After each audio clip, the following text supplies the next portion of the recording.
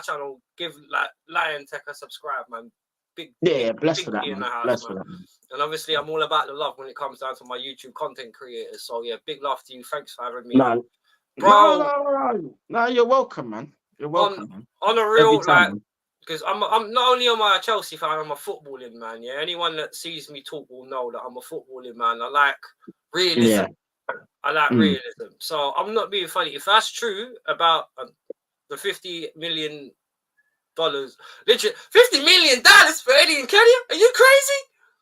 Yeah, literally, like. How are you, bro? How is Aubameyang getting sold by Barcelona for 12 million and Arteta's and Edward trying to force 50 for Eddie Nketiah? Bro, if only I knew the answer to that, Wolfie. I can't lie. I don't know. Like, I'm not gonna. I don't get it. I want an Arsenal channel, right? So I'm gonna ask this, right? With some of the players, okay, as far as I know, you guys haven't signed anyone since the end of the season, correct? Nope, no one. We haven't even put in a bid for anyone either. No bids, nothing. Well, no, actually, you did. That's for Cisco. But the thing is, we both got turned down by a bench warmer at the moment. So that's another story. That's the appeal of the Premier League, and that's another story entirely. I've covered that anyway myself. But one thing I will say, and this is kind of because of the FFP rules, the players we're now going to be linked with, bro, because of FFP or PRS, DRS, LWT, BBC, whatever it is. Right? Believe me, the way football's changing and the way they're going to start scaling back money, bro. Like, I swear, and I'm not being a disrespect to the fans, but if the Arsenal board really think they're going to get 50 mil for players like Eddie Nketiah, big up, my guy, Deals. Big up, bro. If you're on my channel, please come on, give a like and a sub. Anyone that sees this on my channel, please give this guy, real G, right? This guy, man, a real gentleman. Give this guy a like and a sub. No, man. Thank you, man. Just on whim, man. Let me come on. So big up to him. Big up, Deals, man. Hope you well, my brother. And that's a real Chelsea fan, right? That is really upset. But unfortunately, this is the way football's going. Because I'm telling you out there, I don't know. Let me give you guys a bit of inside information. Right, one of the reasons why me and Deals were getting angry as Chelsea fans, right, is because end of the day, right, it's one of those ones where people don't realize how much football is going to change over the next year or two. I'll big up Rosie as well, big up in the building, because one thing they're looking to do right now. Is anyone here an F1 fan? Now, if you're not, let me enlighten you on something. Yeah. If you watched F1 for a good 10 years or whatever else, when Red Bull were kicking everybody's ass because they developed a technology that not the rear diffuser they had on the bottom of their car, they were kicking everybody's backside and no one could compete because no matter how fast they were in a straight line, big up Mrs. My baby's in the building, big up. But no matter how fast they were in a straight line, the Red Bulls would always overtake them on the corner because they could take and keep the grip well so tight on corners that no one could. So you could be blatting around, but in the corners, you were always going to lose out. And then, as you know, in a race, if you're losing out on corners all the time, you're done. So literally, they would. So instead of being everybody able to match that, what they did was, because everyone got sick and tired of watching Vettel win for year after year, what they did was they stripped Red Bull of the diffuser they had. So their cars were slower. Right? Now, basically, because of Man City winning 4 or 5 Premier Leagues in a row, whatever, they're now going to do the same thing. Because this is how the authority... Because you know the whole City thing, the 115 charges, right? Yeah. The reason why that's been dragging out for so long is because City is smart, bro. They've been they tried to take the whole Premier League to court because this is such a farce. It's a good distraction tactic, but it's a lawyer tactic. It's trying to make you look at this hand without realizing what this hand's doing, basically, right? But sooner or later, City will get theirs. But the thing is, the way they're going to start tightening them down, and not only just because it's obviously Man City is a powerful club, they're the club, but they're not that powerful compared to teams like Barcelona, Man United, Real Madrid. Yeah, they're not on that level yet. Because they're still babies, bro. I don't give a shit what City fan wants to talk about Trevor. in terms of the history of football is nearly 150 years old. You've been around for 20. Sit down. Just calm down. No, correction, not even 20. 15. You've been around for 15. Just even my club has been around since 1955. Granted, we only win one league title. Don't get me wrong, but we've been around since then. And Chelsea have been around, man. You know what I mean? But the question is, the thing is, the authorities are getting pissed off with the amount of football that's being spent in money, the way it's being spent. So what they're going to do is, I don't know if anyone heard about the rule about you can only spend 2 times the amount of what your club generates for the next 2 seasons. So basically, right? No, not even our clubs. It's the lowest team in the league. Say, for example, we're starting with the back end of last year, right? If Burnley's budget was, say, for example, 20 million, they would try and cap the rest of us so no one else could spend more than 60. You understand? So it's twice their budget. And that's how they're going to try and bracket the rules. That's why Chelsea, and even though everyone hates the fact we didn't sign Elise, that's why we didn't give him 230 grand a year. And this is why we spent 1 billion refinancing the club. Not improving the squad. Let me be very clear on what I've just said. Refinancing the club. And I've said this on my Blues Brothers streams, and I think you've been there as well, Lam, when I said it, where we didn't spend 1 million to improve. We spent 1 billion to bring the wage cap down. Yeah. I remember you saying that, yeah. And it's the fact of we've gone from spending something like 5.6 million a week or something like 6 million a week to like 4.4. And we're still looking to drop that even further when we get rid of, because I'm not being funny. Wesley Fofana's a crock. He'll go. And he's on 240 grand. No, I forgot you still had them, you know. Bro, we got a massive dilemma, right? Who's going to buy Lukaku off us? You guys are worried about getting rid of Eddie. At least people are interested in Eddie. Who's going to buy Lukaku after the Euro? Look at who's going to buy the Lukaku for 40 million after the Euros this brother's had. The guy can't hit a barn door. The guy can't hit a barn door, or he can't stay on side. Take your pick. Yeah, he just can't stay on side. Think of it. On the real, every time he's had the ball in the back of the net, he's been offside. Every other chance he's had, he's missed. Yeah. So you can't stay on side, or you can't hit a donkey's ass. One or the other. But that's over the next year, particularly over this season, you're going to see how. That's why Arsenal, right, in terms. Believe it or not, you think as Arsenal fans, you may have been sitting there laughing at us because obviously we had to sell hotels or whatever else to make FFP. Arsenal were in more trouble than us. You know that?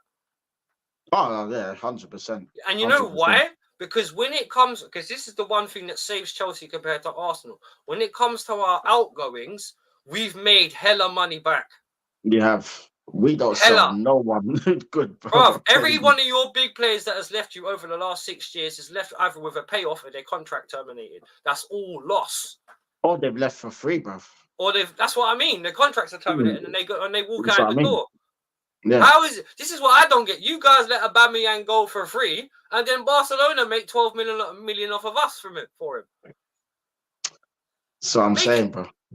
And believe me, you think this wasn't gonna? Yes, it will come back to haunt you, because this is why Arsenal are doing exactly the same thing. That's why we're linked all to these dead players. That's why Arsenal are no longer interested in Ivan Toney. It's because at the end of the day, if Ivan Toney leaves Brentford to come to Arsenal, he's gonna want 150 grand plus. He's gonna want the big wages. He's gonna want to be treated like the superstar striker that he's not. Yeah. Because let's be honest, Ivan Toney isn't worth that. Same thing with Elise, bruv. He isn't worth it. You think Bayern are in a panic right now because they just got... because basically the reason why Bayern bought him is because their next-door neighbours have just embarrassed them. They've won. They've won. They've done their own baby treble. Their own baby double, because they won the Europa League, didn't they? And they won the league. They've gone unbeaten as well. The whole season, yeah. The whole season, and it's all been under Xavi Alonso's first season. So the Bayern board are lit right now, sitting there going, rotted. Is this what this guy's just done, yeah? Right. Can you imagine that, innit? Can you imagine right now if City done a treble and gone unbeaten, and how pissed Arsenal and Man United fans would be. Oh, mate. You see It's what I'm bad enough saying? them winning the treble, bruv. That the unbeaten thing. I tell you what, that bruv. treble, Man City fans, enjoy it while you can, because guess what? That might get taken off you still. Because I'm not being funny. These 100, you know why these 115 charges keep on coming back up? Because they haven't gone away, Dread. Yeah. No, you don't talk. You don't talk about something that ain't relevant. So that's true.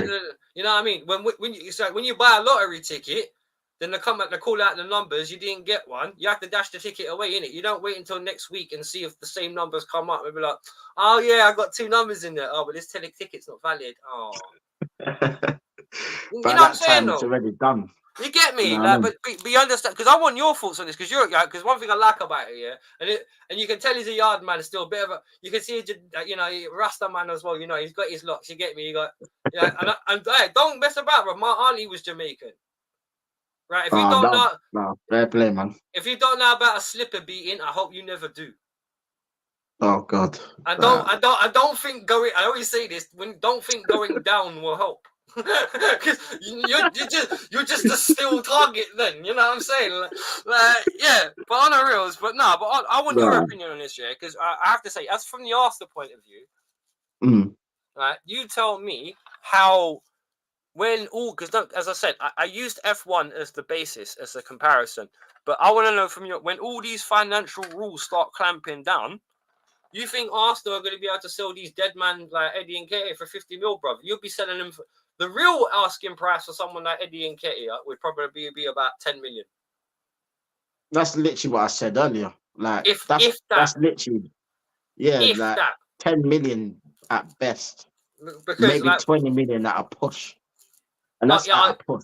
Yeah, so just to comment on something in the chat, because I think because Man United are another one that are fucked. Because you think about, right, money as well, man. Bro, no, you think about all the massive guys they got on big wages, right? Casemiro's on big wages. Varane's on big wages. I think Shaw's on big wages. Rashford's on big wages. I think Casemiro's on. I said Casemiro. I think Amrabat, when he was there, was on a lot of. They're screwed when all these new rules come into effect at the back end of next season. They're screwed. They're gonna have to do. They're gonna have to do what you man did and terminate bare contracts and hope they can just start making money off a new deal or something.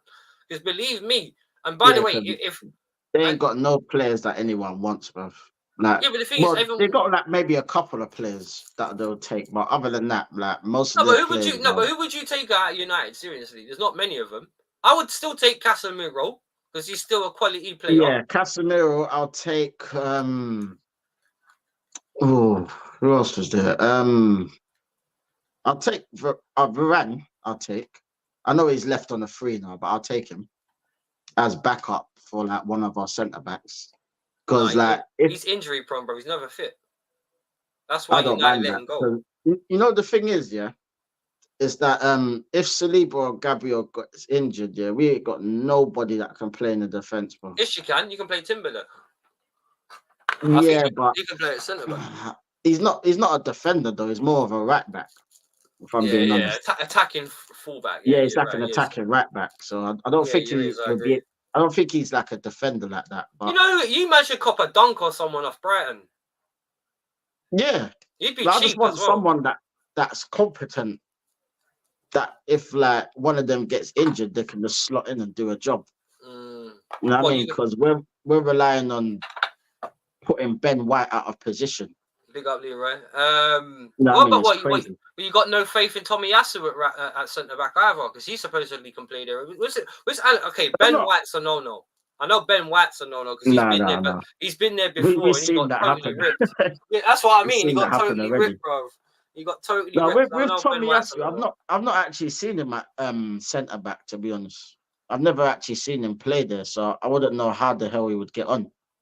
But every time I see Tomiyasu, he's either at right back or left back. I've never really seen him at centre back. So I've never seen Zinchenko. Even that would be a bit of a risk. I've never seen Zinchenko at full back either, even when he plays. Oh God! Don't get me started on that guy. Bro. Bart Simpson. Oh, bro, I can't stand that guy. You know, I can't stand him. Yeah, but honestly. But big up Leroy of the Fight Week show, by the way, in the building. Big up. Big up, people. Big up.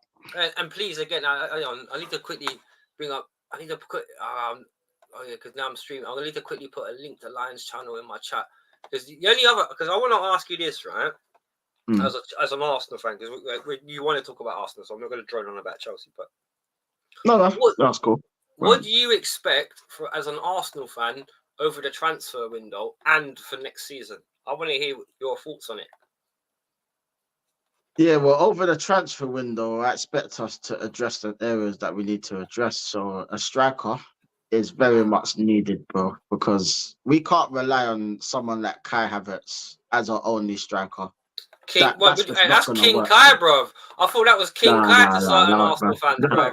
King Kai, bro. Bro, you lot didn't even rate him, bro. So I didn't rate him either. Yeah, we shot him, bro. That proves we shot him, bro. That's what I'm saying. Like, but you bought him, so you must rate him.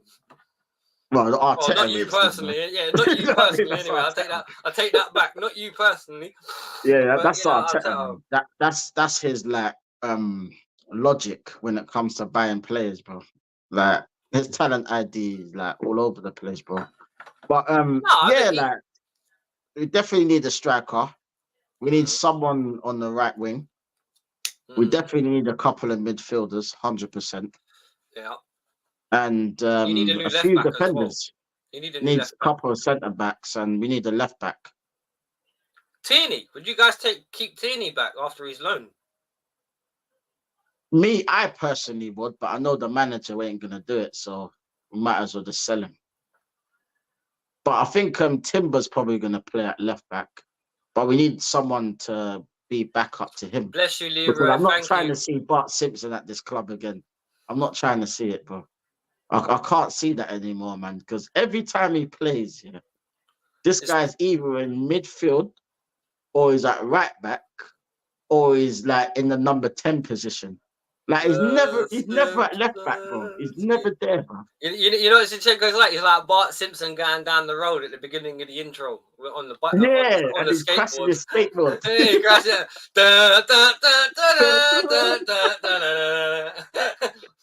You know what's there, man. That's why it's Bart Simpson. He's a calamity, man.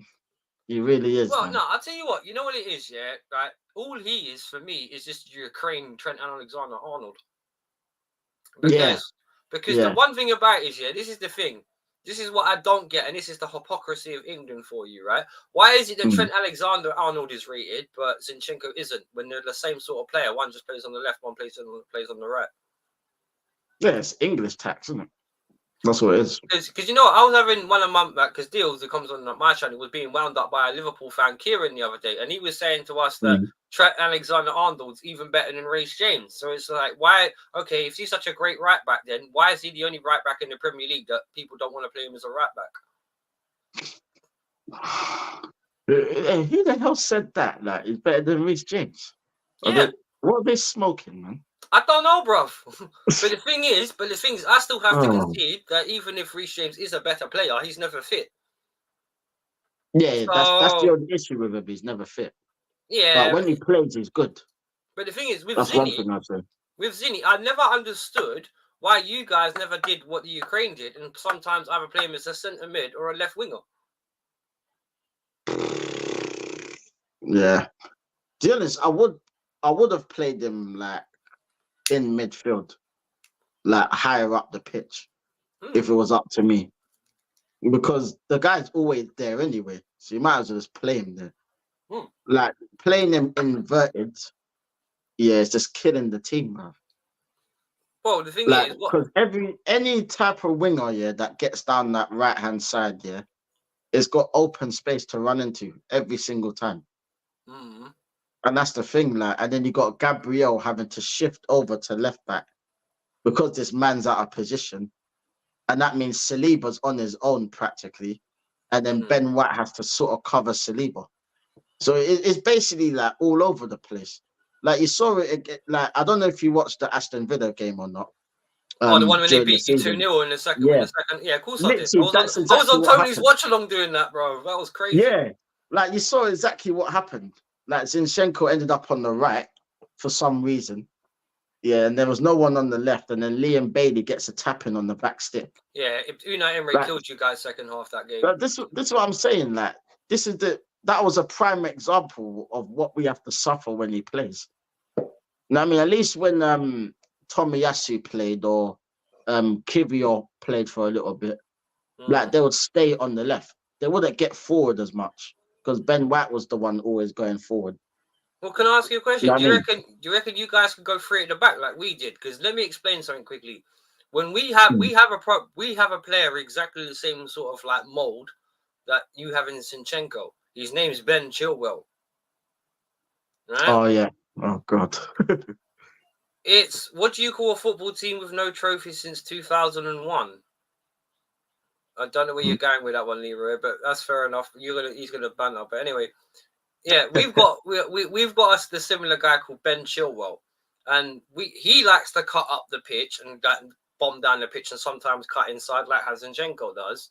But when we had the free at the back system, Rudiger was always filling the vacated space that he would leave, so we didn't get exposed. Now, as far as I know, that three in the back system there was always someone there, namely Thiago Silva tucked in behind. Cesar Azpilicueta would tuck in on the right-hand side, and then Antonio Rudiger would tuck in on the left-hand side, while Reece James and Chilwell would go up, and they would cover the space so we wouldn't get exposed. Now, one thing I don't get when you play, that's what you should do, or inverted wing backs, not full backs, inverted wing backs. Yeah. Now, the problem with that sort of system when you play a four at the back is you get left exposed in the wide positions, and that's how Villa stuffed you. Because, like you said, they exploited the spaces that obviously that Zinchenko and them left, and they bombed down the sides. And obviously Bailey, it was literally, wasn't it one winger to the other? And then when Bailey had that tackle, yeah, it was literally that. So that's what I mean. So the thing is, and this is the problem with most managers nowadays. They're not cute when it comes to tactics, particularly in England. No manager in England right now is tactical. None. No, they're not. They're not. The closest we had was Steve Copper at Nottingham Forest. He was the closest legit thing to tactical in the league because he had so many players. He had to try and like mix match the players to whoever he was playing. He was the only man Poch wasn't tactical. Arteta's certainly not tactical. He's never been tactical. I don't even know if Eric Ten Hag knows what tactics is. And Postecoglou seems to found what tactics means high line, play aggressive football, and then just see what happens. Yeah. So you know what I mean, and that's why in England, that's why all the English teams got knocked out in Europe in 1 week, with the exception of Villa. No coincidence, is it? No, it wasn't, bro. Because every single that's why. Bayern Munich, when you guys even though maybe on paper in terms of form, you guys were stronger, Tuchel knew exactly what to do to shut you lot down. 100%. He had us a lot of time, man. We couldn't do exactly. nothing. Because that's what all good tactical managers do. They stifle the way you play and then counter you on the way out. Yeah. And I know it was similar in the Bayern Munich game as well. Like the one at the Emirates. Like, even the Porto game, bro. We're getting dragged out of position. Yeah, even like the Leroy Porto Sané game, was dragging us out of position all look the at time. Look at that first away game against Porto, bro, and they beat you 1-0. Yeah. Because don't get me wrong, I appreciate that on both your days, you're probably a fair bit stronger than what they are. But because tactically they knew how to ruffle your feathers, you guys were lucky to only lose that game 1-0 because they had a goal off the gate, but was it a ball off the line? I think it was Saliba that cleared it off, right? Yeah. That was in the first half, I think. That was it was either in the first half or the second half of the first game. But I remember it bouncing off and it rolls out, and Liz Saliba literally has to kick it off the line before it rolls behind the goal. So you know what I mean? Like, but the thing is, that's the problem. Like, I was getting that when I said about the tactical shift. But let's go back to Eddie Nketiah and the way Arsenal do business. Now, the way Arsenal do business is going to have to dramatically change because even if you guys take small bits of profit, you need to now start making the business where you make profit. Even if, because I'm not being funny, you got rid of what? Lokonga's gone now, isn't he? I think he's going on loan, yeah. He's going okay. That ain't no good. So, on loan. That's what I mean. Cedric Suarez is gone now, isn't he? Yeah. You guys released him, right? How much did you guys pay for him? I think it was free. was a free contract. Was it a free? But he was injured when we got him, though. That was the thing. All right. So what's gonna okay? Because well, out of your team, right? Who would you say was dead wood? I'm asking. I'm not taking a. What right now? Yeah. Axel Foley. Yeah, him. I'm gonna say Jesus. I know that's not popular, but I don't give a fuck. To be honest. No, that's fair enough. One. No, Jesus. Yeah. Yeah. Zinchenko. Fabio Vieira. El Neni. You know what? I reckon Fabio, you might want to loan out and give a bit more time because he's only 23, 22. So maybe if you let him develop more in another team, maybe. Yeah, if he goes out on loan, he goes out on loan. But he ain't going to be playing. I know that much. Because he would have been playing this season. Because the amount of times Odegaard had stinkers and the guy never saw a pitch. You know what I mean? He was just stuck on the bench. So I feel sorry for ESR because we were going to buy him off you lot. And that would have been a good saving. Considering it, because we bid 40 mil for him. Yeah. And you guys rejected it. And it was one of those ones where that's all right because we went off and bought Cole Palmer. So that's fine. Sure. We ain't complaining. So it's one of those ones that maybe if you would have sold ESR to us, you guys could have maybe gone off and got Palmer. How about that? And he bangs 20 goals for you guys instead. Well, if that's if we're gonna go down that Man City thingy, then yeah, Cole Palmer would have been the guy to get, not flipping Jesus and Zinchenko. You know what I mean? We're looking in the wrong places. No. The thing is, the difference is though, we're Project Youth. You guys are Project Win. You thought you were getting winners from in Jesus and Zinchenko. Yeah. You thought you guys were going to get that little bit that completes the puzzle. So it's one of those ones where, okay, if they weren't quite what you expect them to be, get rid of them and move on. So hang on. So you said you gave ESR a blight, right? But you said, all right, so far you said Eddie, you said Jesus, you said Zinchenko. Who else have I missed? I did say Fabio Vieira. Yeah, Fabio. That was the other one. Who else? The El Neni, but El Neni is gone anyway. Yeah. He went on the free because you guys terminated his contract as well, wasn't it? Or did his contract expire? I think his contract expired. Bruv, the amount of dough you guys lose out on, bruv. Bro, Ramsdale as well, another one. Nah, he's dead as well. Well, you reckon what? You reckon Raya's better than him? Slightly. And that's not really saying a lot, but slightly. At least he can concentrate. You know what I mean? Ramsdale said he can't concentrate, man. Pigeons, wasn't it? Yeah. You know what I mean? Pigeons are getting distracted. Mate, you know what I mean? So, bro. The banter that football's become, bro. That's what I mean. Like, football's nowhere near like when we grew up watching, bro. Nowhere near it, man. It's so below par. It's ridiculous, bro. Like, that's why I like doing the series I do with Matty. Like, because it just brings me back to what I was used to. Big up, Matty Savaguna, bro. What a G. Yeah, man. He's a real one there, man. Yeah, he is, man. Yeah, I'm moderating for him, bro. He's a cool guy, bro.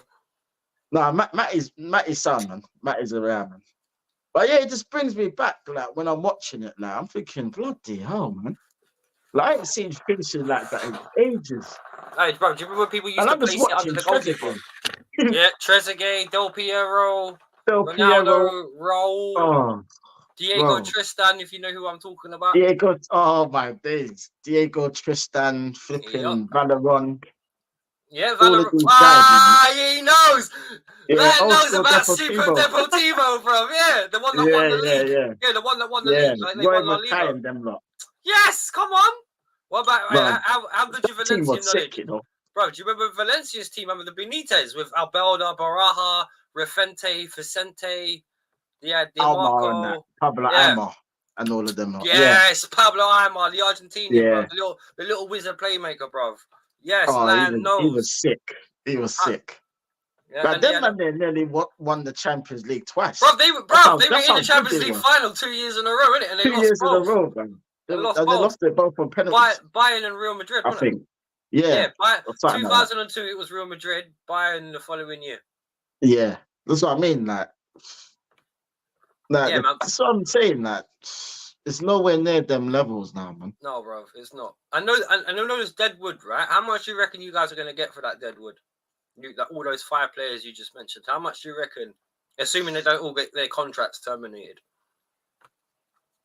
Well, we ain't getting 50 million for Eddie Nketiah. So any Arsenal fans that are thinking that, like, you can dream on, I'll just take 10 that needs million. to be that needs to be slashed. Bro. Just take 10 million and just get rid of him. With It's pure Jesus, profit, isn't it? yeah, It'd be pure profit because he's a homegrown probably player. about 30 odd million, 40 million maybe at a push. What for? If we're lucky. For Jesus? I'm just saying that roughly. I'm not saying that's how much it'll go from. I'm just saying that roughly.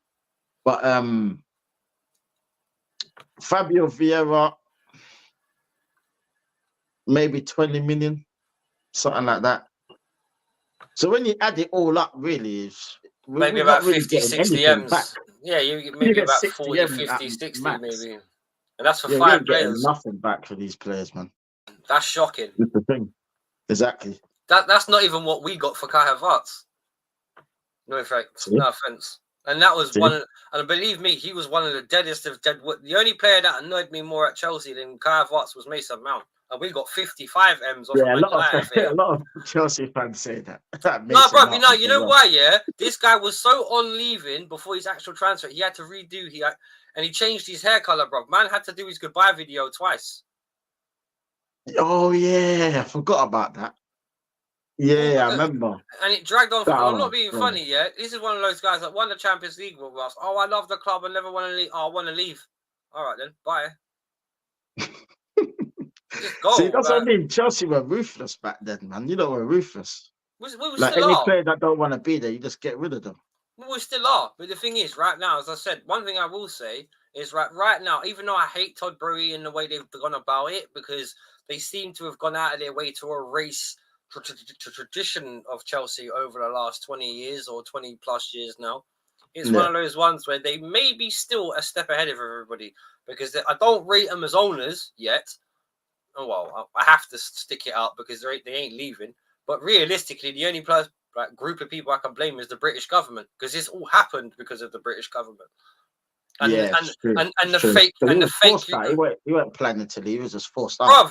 Bruv, they bought the club for 5.5 billion, right? And Abramovich saw none of it. But where did that money really go? That's a good question. Yeah, that's a political debate for another time. But considering probably in their back pocket. It's funny how you know what I'm saying, but it's funny how you don't hear nothing about the Ukraine war now, though, because they didn't want to do. Because in the western part of Ukraine, where the rich people live, it's not quite so warry. In the eastern part of Ukraine, where it is a bit more, where the poor folk live, it's a bit different. But that's Ukraine story is something else for men far more qualified than me. But one thing I will say is there's going to be a renaissance in football, and it's going to be one of those things that most of us suck or think will suck, because the age of buying a superstar player is pretty much going to come to an end, bro. You know what I mean? You're not going to be able to.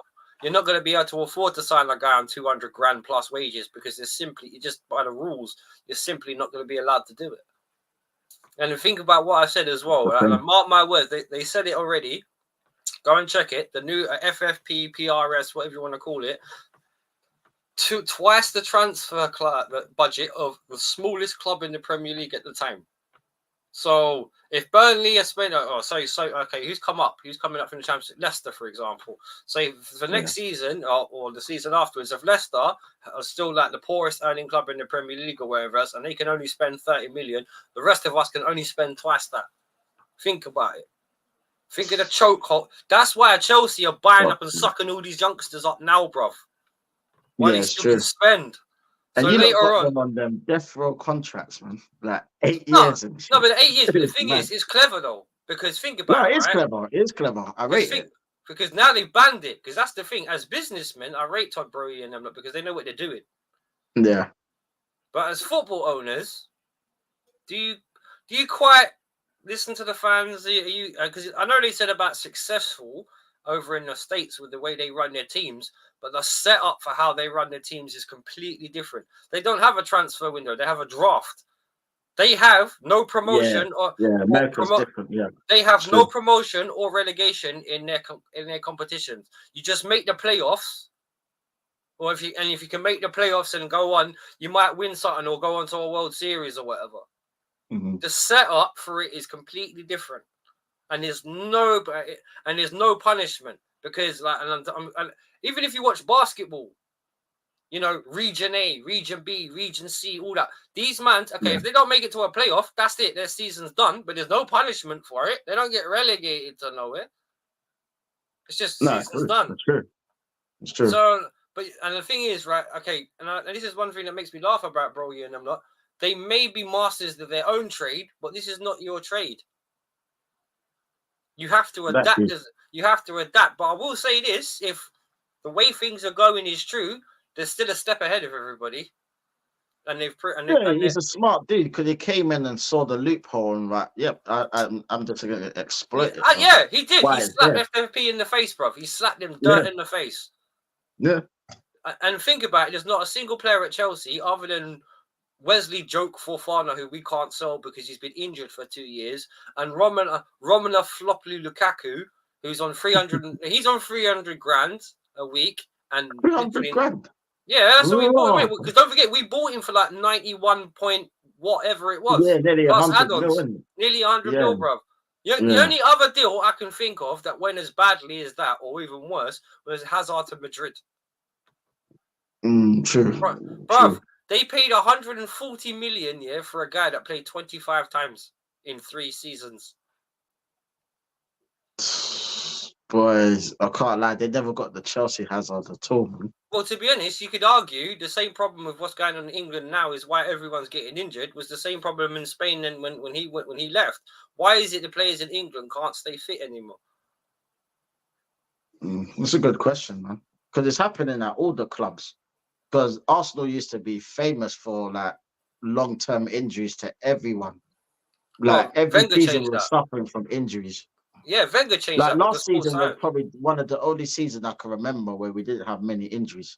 Yeah, Timber was unlucky, but Timber was unlucky as well, and that was arguably Arteta's fault. I'm not sure about Partey, about all that was down to injury. I think it was because he had case. Yeah, there's something behind the scenes. Man. Yeah, there was, man. I don't believe that crap. I don't believe he was injured too tough. No, I don't believe it either. But the funny thing is, like I said, you said about the striker issue was the first issue you guys had, right? Who do you realistically think you're going to get? If anybody. Well, who I would like to get is either Isak or I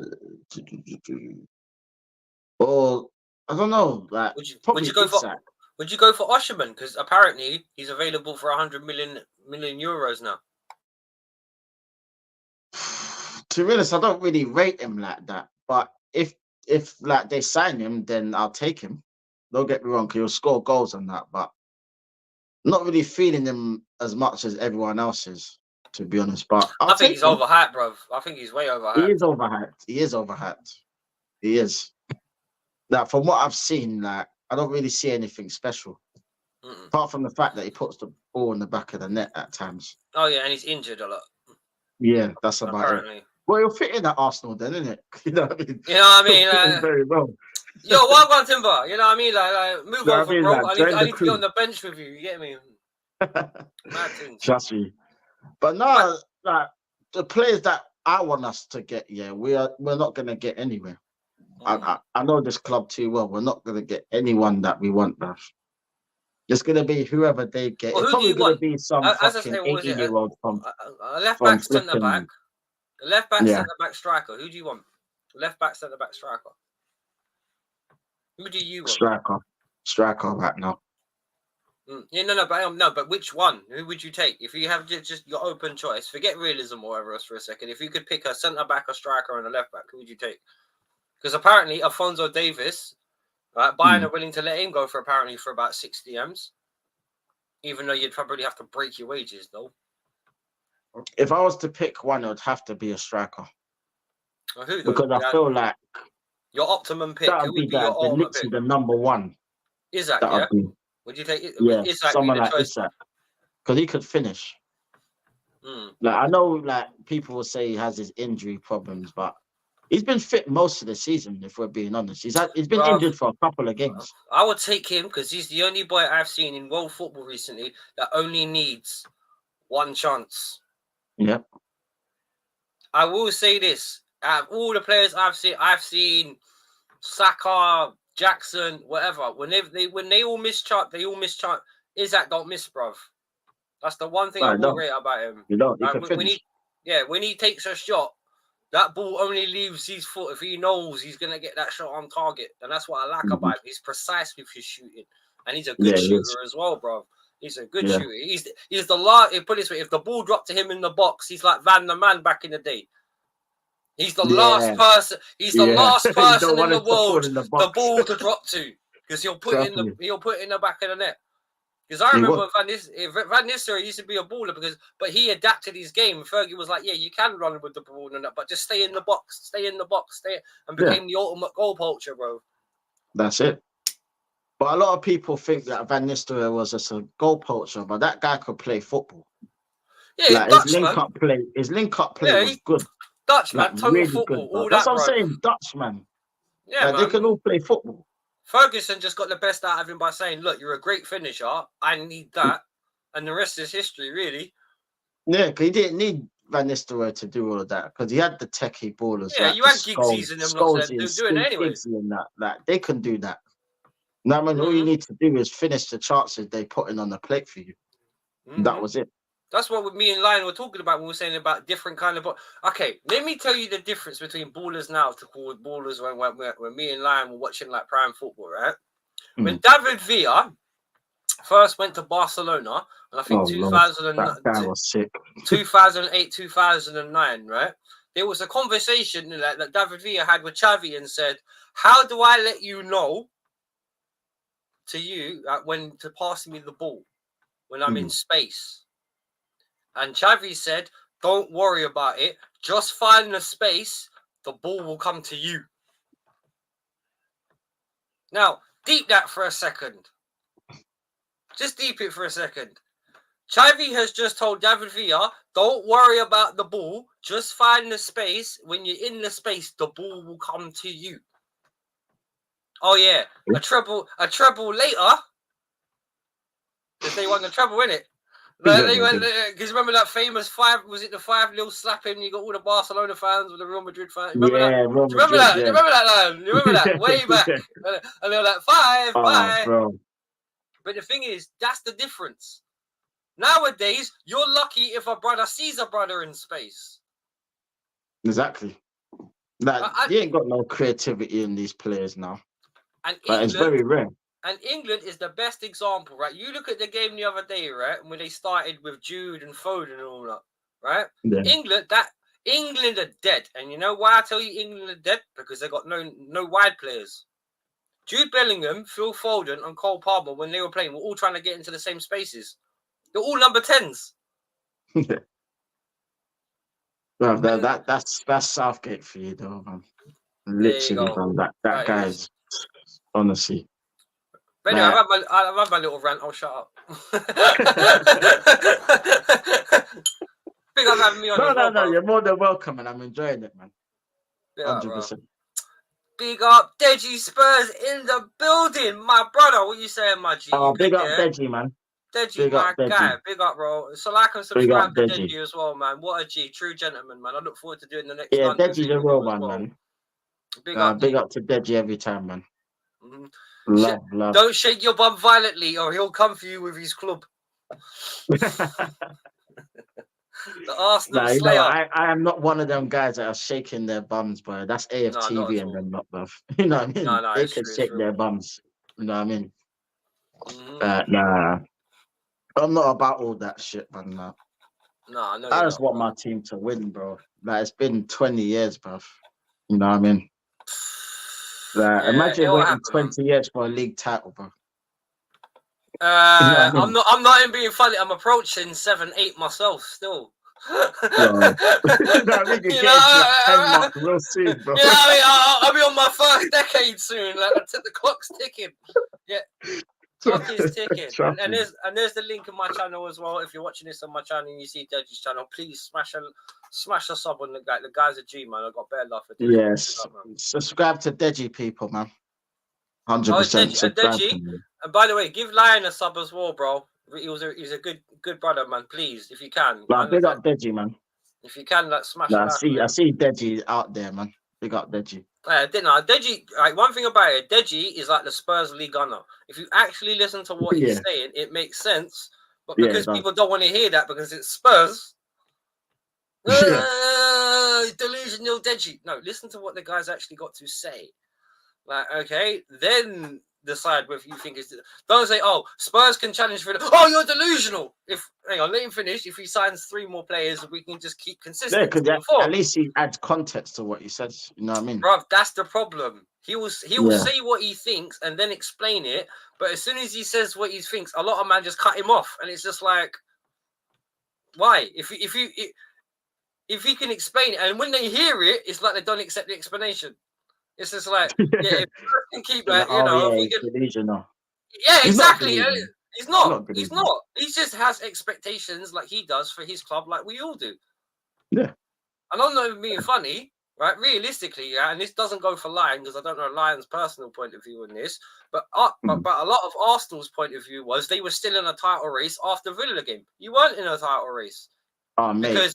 Because I literally ended that title race right there and then. Well, I'm a lion. When it was my post-match reaction, I literally said the title's done. I said it right there and then. And I literally knew it was done. I knew it was done from then. All it was, was people like hoping that Man City would slip up. But I said from there and then, I said it from that game on, they're going to win all of their games. I literally said it on that video. I knew they were. I knew they were. That's what City do. They always do that. They always like run slow. They'll get a couple of defeats, and in the second half of the season, it's like that steam train. We all knew that was going to happen. They ain't lost a game since November in the league. Bro, a lot of people have forgotten about that as well. Well, the thing is, this is what I don't get. If you're already relying on someone else to do you a favor, then you're not in it, bro. You're just hoping. Exactly. Oh yeah, like Matty says, the hope strategy. Exactly. The hope strategy. You can't do nothing based on hope. You got to do it based on facts. It's the hope that kills you. That's what it is. It's the hope. No, it's not the hope that kills you. It's because hope is the basis of everything. You hope you win the league. That's why you compete. But at the same time, you don't live a falsity. When the hope is done because it's no longer in your hands, you don't like the idea. Because it's kind of become mythical last season now with the whole Spurs Arsenal thing. Yeah. The whole, it was almost done like Crips and Bloods and all that kind of. There was like the North London United and all this kind. Honestly, man.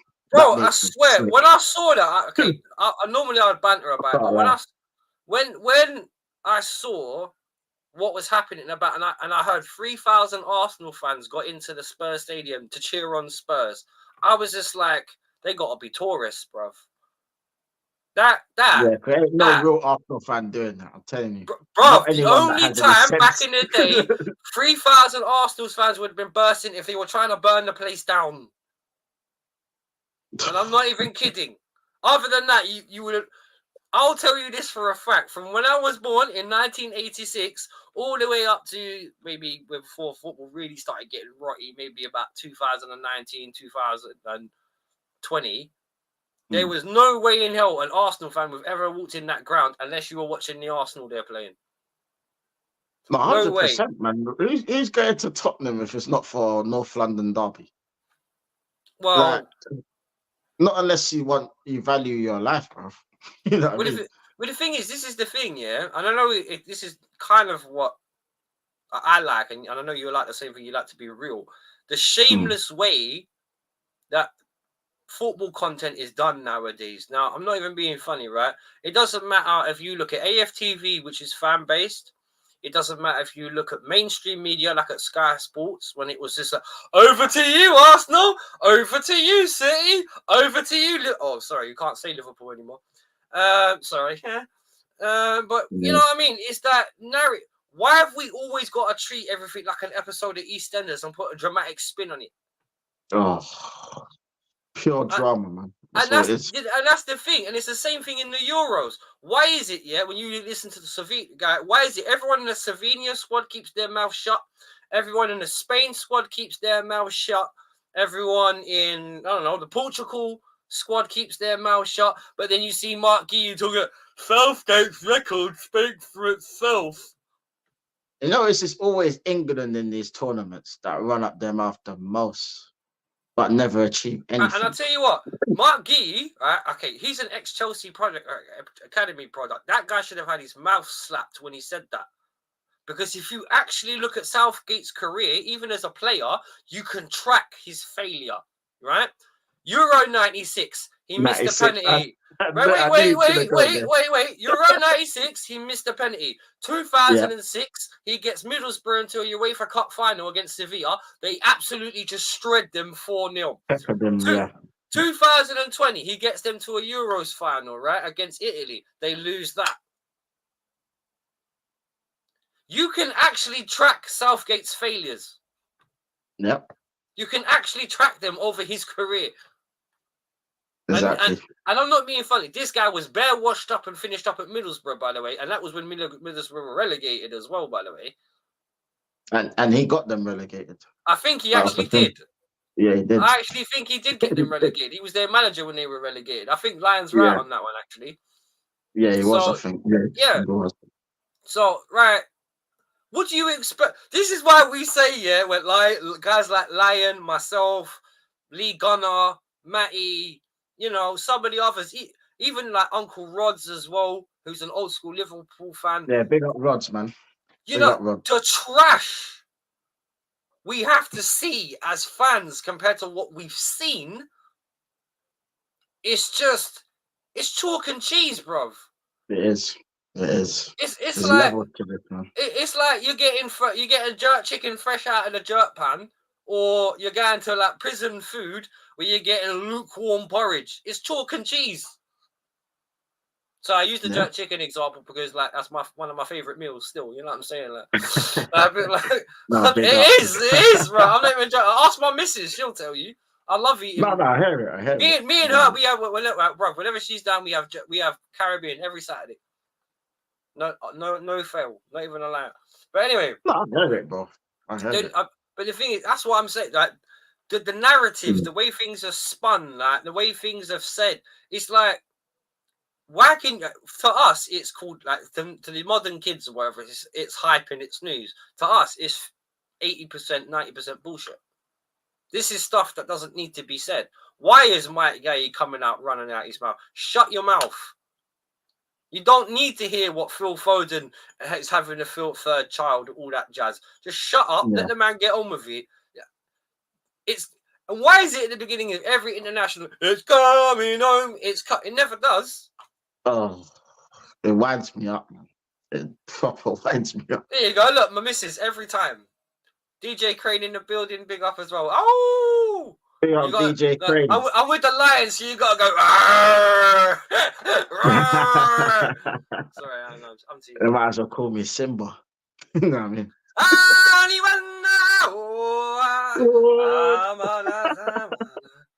Yeah, man. Big up the African people as well.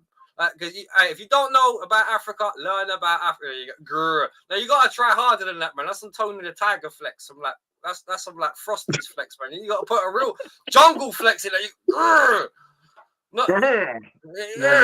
It ain't no cereal box.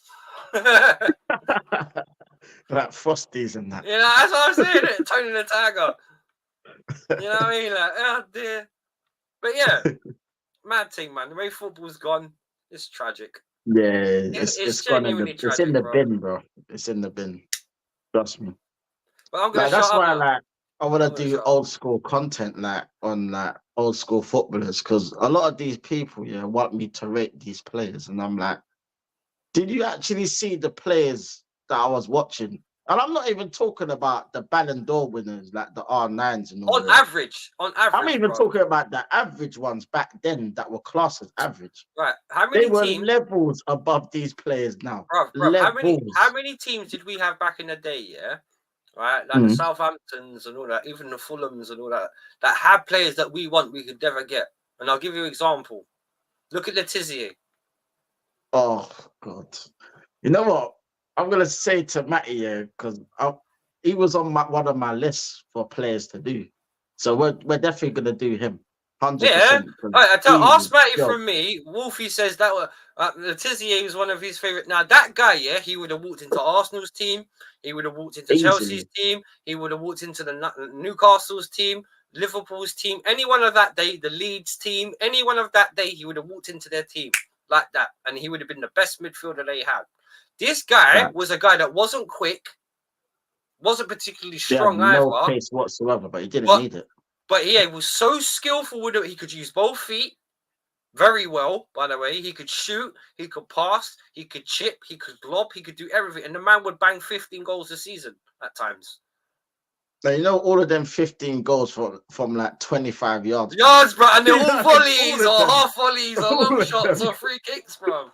I tell you, another brother that used to be like that as well, though, was Stuart Pearce. At left back, bro. Bruv, as a left back, the man scored 17 goals. Watch a Stuart Pearce free kick back in the day. Oh, he used to ping them. Bro, he was like the English Roberto Carlos, bro. If he hit that ball, I was just thinking that, it reminds me of Roberto Carlos, but the English version. Hit that ball, if he hit that ball, 9 times out of 10, man used to duck. Yeah. Because he's hitting that with venom as well. Bro, he's hit, and you know what? If it's on target, it's in as well because it's hit that hard. And we're not talking about the flyaway footballs that we've got now. No, these footballs, bro. They were like lead rockets, bro. Lead rockets, bro. Lead football, yeah. But the thing is, do you remember the way the balls used to fly, though? Yeah, because nowadays when they fly, they curve too much. But back in the day, do you remember when a ball used to be hit at a certain power? It used to go up to a certain height and stay there. Then dip. Nowadays they go up too much or they curve, or because obviously they're designed to, because it's the way they did the valves in the air. Yeah. But when they balloon it over the bar, it just keeps rising. Yeah. But the thing is, that's the way the footballs are designed now, isn't it? They're designed to be kind of like softer, easier to hit, a bit more movement to create more entertainment. Because realistically, the way they do the balls nowadays creates a lot of bend. That's why you see balls going one way and suddenly going on the other, because the way they do the balls is designed for that. Yeah. No, I'm not even being funny. Sometimes you watch how people... I tell you what, and this is another ball guy I know Lion would appreciate, right? When you and Matty do Jorginho, the midfielder, Jorginho, the best set-piece guy I've ever seen. Forget Pirlo. Forget Beckham. Forget all these mans that you've heard of. It's sometimes about the footballers that you haven't heard of. This guy used to play for Middlesbrough and then moved to France, right? Yeah, he did. But you could not give the guy a free kick away in your half. No, his free kicks were like penalties, bro. Bruv, and it didn't matter where they were. And it didn't matter where they were. How far they were out either. Because they could be... Because unless they were like really, really far, like near the halfway line, in which case you still got a problem. Because he's probably going to he's still going to do some mad delivery anyway. You know what I mean, lad? And I tell you what, even going back to Bex, actually, don't give the ball away around the edge of your box. Just don't. Bex was the master. There's a reason why I bend it like Beckham. He's the only guy that could bend it like. I will say, maybe Jorginho was probably the only guy I know that free kicks better than David Beckham. Yeah, I will say that. And the thing is, one thing about Beckham was he had the placement down, bro. Oh, if that he had ball the technique as well. Exactly, bro. If the ball, the way he used to take them. If the ball beat the wall, it's in. Yeah. Not unless he scuffs it. Well. Unless he scuffs it when he hits it. But the best one is when I think it was England versus Greece, innit? Was it the World Cup? Yeah, it was a qualifier. It was 2-1. And he gets, literally, you knew he was going to score it. And it was a free kick. And that was last minute as well. And it was last minute, but you knew he was going to score it. And I swear it was at Wembley as well, wasn't it? I swear down it was at Wembley. Yeah. Because it bends over the wall Literally. like that, and everyone goes crazy. But it was like when Bex was like, he's probably like going nuts with it. I remember that goal as well. That goal was mad. No, bro, I will say this: Beckham was nang at free kicks, bro. Solid. Yeah, it was a joke when it came to free kicks. Solid. But as I said, I'm going to shut up now because I've just seen Lions stream together for 2 hours. Sorry, and I've been running my mouth for 45. So. Nah. It's all good. It's all good. Big up to everyone that's in here. Smash them likes. You know what I mean? We've gone for 2 hours, but big up to everyone, man. Get me? We'll probably do another 10 more minutes, then we'll wrap it up. But big up to everyone for the support every single time, and big up for Wolfie for jumping in every time, man. Well, the thing is, when I do that sometimes, and I say, "Does anyone wants to come on?" And then no one said anything. I was just like, "No, I can't hear that, bro. I got to jump on, man. I can't. Like, you gotta give the Lions some time. You know, don't be afraid. You don't bite like the guy said. I got loads of time. Yeah, I don't bite, man. It's all good. It's all good. It's all banter and chat. You know what I mean? Yeah, of course. But there's facts as well, though. You know, yeah, facts. That's the thing. If you can say anything that I've said right now that it hasn't been a 100% solid fact, please let me know, because that's how I talk. I don't talk in banter or hype. I talk in facts. See, and that's why I get Wolfie on, man, because I know he's the real one. You know what I mean? That I watch his videos and I think, bloody hell, he says a lot of things that I would say if I was a Chelsea fan. You know what I mean? Common sense. Common sense. That's why me and him have common sense. It's as simple as that. Exactly. And even though I'm not a Chelsea supporter, I can feel where he's coming from, because I literally watch it and I think, raw. Yeah, I can see what Wolfie's saying, because whenever I watch Chelsea, it's basically that. Literally, I don't even watch Chelsea religiously, but whenever I do, on the off chance, I see exactly what you're saying, bro, to a T. You know what I mean? And it's crazy, because the Chelsea that I knew, weren't moving like this. I know that much. I was literally jealous of the Chelsea that was under Abramovich. I couldn't stand it, bro. The amount of success you had, man. Blame the British government, bro. Me mad. I can't lie. You know the thing is, and on Roman, I tell you what, the guy's got nothing to. On the last 2 seasons of Abramovich era, we won a Champions League and 2 other trophies. So, great days, man. Great days. Sad, isn't it? British government. My team win 1 Champions League yet, bro.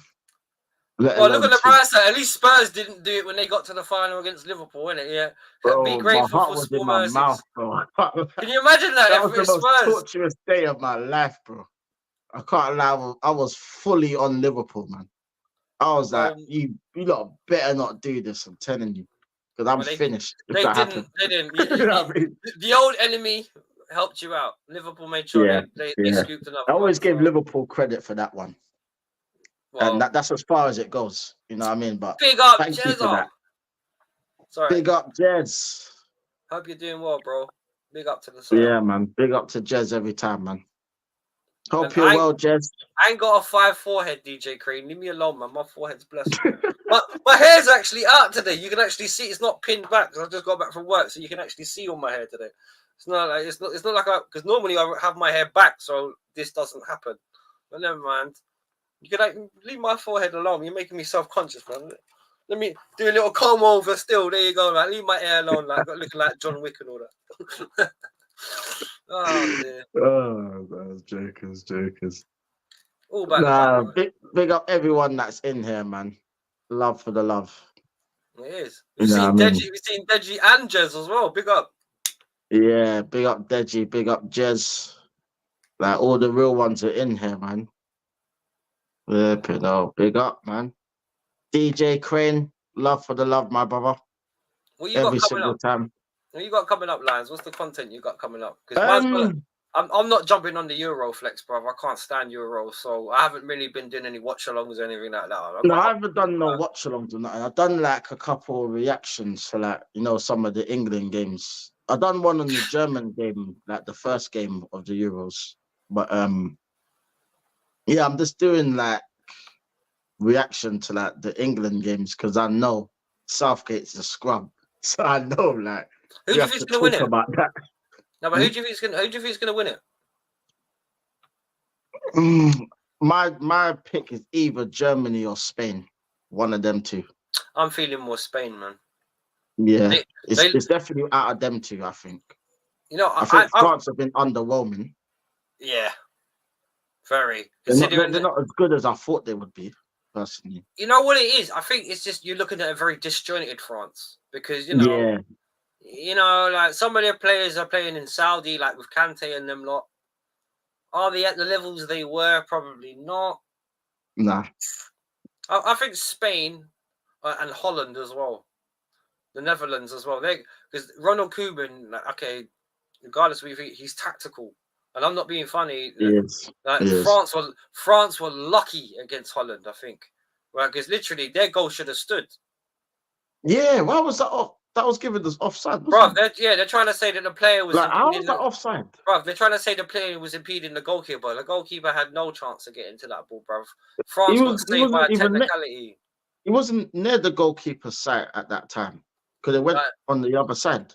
Well, if you're a bit of a conspiracy theory merchant, you could turn around and say that maybe they didn't want France to go out because Mbappe makes money. They had to keep Mbappe in the tournament, isn't it? You know what I mean? Well, they didn't do that for the Champions League when they blatantly disregarded the rules to give a PSG a penalty against Newcastle. It even says it in UEFA and FA guidelines. I checked it. If a ball hits any other part of your body before it hits your arm, it's ball to hand. It's ball to hand, yeah.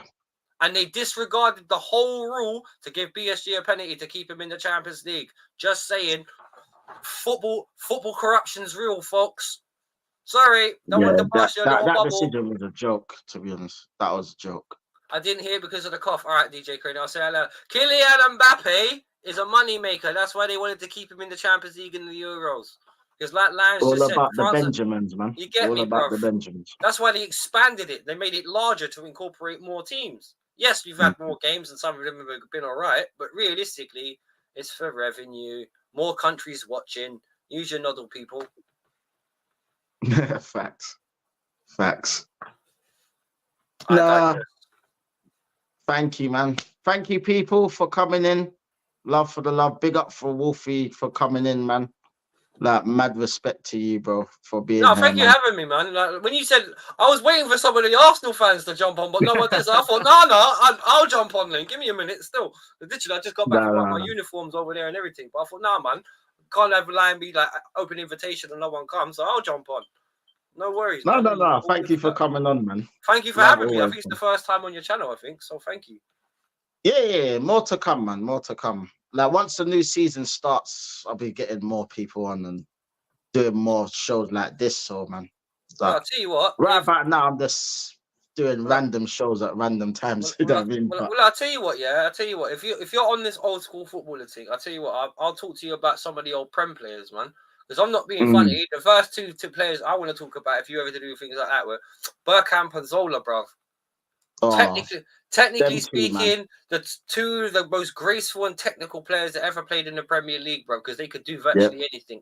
Both of them. Even though I wasn't a Chelsea fan, I loved Zola. Zola was a baller, bro. If you love football, you love Zola. That guy was a joke. Bro, he was wavy, man. Bro, he was the only guy in Chelsea's history that I could ever see that proper embarrassed that hardcore Man United defense. And I'm talking about Dennis Irwin. And he used to terrorize Man United. I remember. He used to dribble through their whole back four, bro. He used to dribble through their whole back four. It was I remember there was one goal he scored where I think he ran around the whole defense and then just slotted it in. I was like, no, you're taking the piss. You're talking about when he cuts inside and he drags in the right and he shoots it under. Was it under Schmeichel when he power drives it? Yeah, it was against Schmeichel, yeah. And he ran around the whole defense, and then bent it in the bottom corner when he cut in. And I think it was with his left foot. Mm-hmm. And he literally took his time as well because he was waiting and then waiting and he banged it. I was like, no, you're taking the piss, bro. And Bergkamp,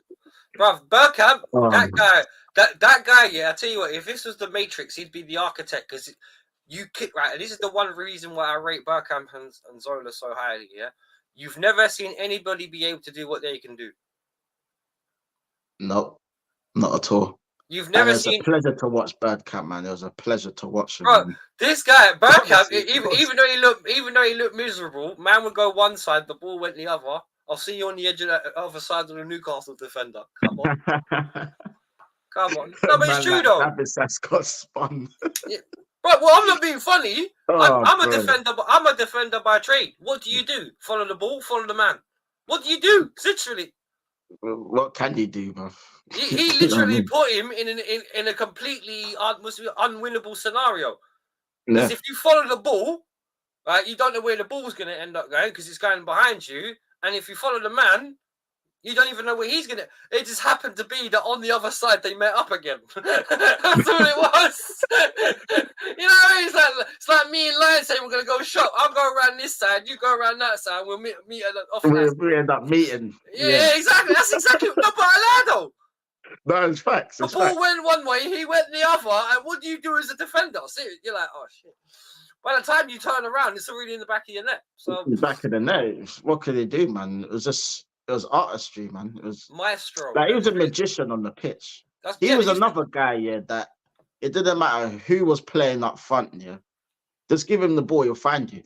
Just make the one, he'll find you. It doesn't matter who is around him. It doesn't matter where he's on the pitch, he'll find you. I'll tell you what, yeah.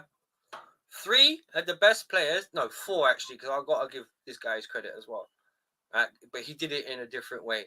The 4 best players I've seen when it comes to actually linking up with other players in their teams are Henry, Zola, Drogba, because one thing about it is even though he wasn't as technically good as the others, he was very, very, very much a hard worker and used his body to batter and ram everyone, flick offs, all that kind of stuff. And I got to mention Del Piero. Oh, Del Piero, man. Oh, Lord. That guy. Oh. You talk about David Trezeguet. Yeah. Who was playing alongside him? Del Piero. If you saw that video, I mentioned that to Matty. No, but I'm not being funny. Del Piero was better than Trezeguet, though. Yeah, but Del Piero was better than Trezeguet because one thing about it is Del Piero had the creative stuff. Because don't forget, if you remember how Del P and him used to play together, Del P was the one that used to drop back and collect the ball. He used to drop, yeah. Where Trezeguet used to push forward into the box and find the gaps. Exactly. And watch some of Trezeguet's finishing. Don't forget Totti. Slightly afterwards, but the problem with Totti was he stayed at Roma. He did a Gerrard, basically. Yeah. He could have probably won more. He could have gone to any club, really. He could have gone. Yeah, Totti was a bad man, bro. Bad boy footballer. He was a bad boy. And the thing is, and I will say that I'll rate those old school Italian man because Del Piero for Juventus, Totti for obviously Roma, Gerrard for obviously Liverpool. But these one club guys, watch when Del Piero plays his last game for Juventus. Everyone is more interested in Del Piero walking around the side of the pitch than they are in the match that's taking place. 100%, man. Del Piero was a legend out here. Yeah, but did you ever see his send-off when he's standing there talking to the fans? He's going around the pit and everyone's just standing there looking at him clap. They're not even bothered about the game anymore. Forget the game, man. They forget the game. Yeah, exactly. It's Del Piero. Henry was good as that as well, bro. Because Henry as well. Because the reason why I say Henry as well is because when you actually look at Henry when he goes to Barcelona, because he was the guy pushed left to the far left. Similar to how David Villa was when he went there as well. But the thing is, there were times where Henry didn't mind that because he used to do that anyway when he used to play for Arsenal because Pires and him sometimes would swap. Yeah, they'll swap, yeah. And Pires would come inside and then Henry would go out to the left. Because obviously you'd make space for Pires. So, but the thing is, I will say this because he was a 20-goal a season striker easily when he went to Barcelona, but maybe he never he wasn't allowed to be the goal scorer that he was because obviously because I remember there was an interview that he was saying that when he was at Barca, like Pep made him have to stay on the touchline. Yeah, to accommodate Messi. He wasn't allowed to come off the touchline. He had to literally stay on the touchline. Right. Remember, hey, bro, do you remember what Zlatan did there? Bro, remember, when Zlatan went to Barcelona, he scored in 16 consecutive games. Yeah. From his debut. No one has beat that, bro. Not even Ronaldo when he went to Real Madrid. Can you imagine that, bruv? You bang for 16 games in a row since you start playing for a club, you score a goal at least once in a game. And then you get told by your manager, no, I'm going to play you on the left wing now because I've got to accommodate Messi. No wonder why Zlatan was like, you know what? This ain't for me. Nah, he's like, I'm done. He's like, no, I'm done. Big up Tony Early Doors as well. Big up Early Doors. Big up Tony. Yeah, man. Yeah, I'd love to chip in on that, or just do one. Me and you do a couple of our own ones. No, definitely, man. I'm gonna do a stream on that anyway, but I'll let you know about that anyway. I'll definitely do a stream on that. You got my number. Holler at me anyway. So you got yeah. I'll shout you anyway. But definitely, big up people for coming in. Love for the love. Big up to Wolfie every single time. Make sure you subscribe to Wolfie if you haven't already. Like Wolfgang Division. Go subscribe to him. A real Chelsea fan. Knows his football inside out. Get me? He's an old school brother. You know what I mean? But big up to everyone that's in here. Love for the love, people. And we're out, people. Big up, man. Love for the love. Thank you. Stay safe, people. Love.